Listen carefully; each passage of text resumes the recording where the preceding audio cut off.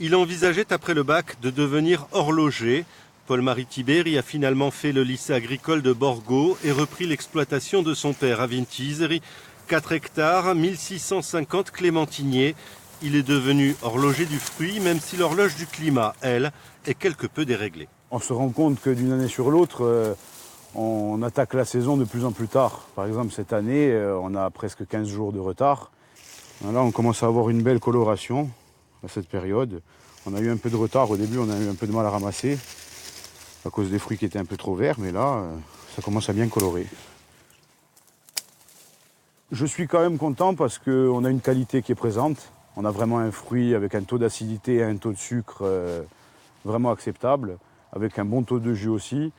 Donc du coup, je pense que sur les marchés, il n'y a pas trop de problèmes de commercialisation cette année. Ça ne devrait pas être comme l'année dernière, quoi. L'année passée a notamment été marquée par des conflits sociaux récurrents. Or, sur les 25 à 30 tonnes de clémentines que produisent les bonnes années chaque hectare de cette exploitation, 70% partent sur le continent. Le prix de la clémentine corse en Corse n'est donc pas le seul débat. Il y a cette polémique qui dit que la clémentine part sur le continent, ensuite elle revient. Il y aurait peut-être éventuellement quelque chose à creuser là-dessus, de faire une centrale d'achat sûrement en Corse pour la Corse. Ce serait sûrement avantageux pour les gens en Corse, pour les consommateurs corses et pour les agriculteurs aussi.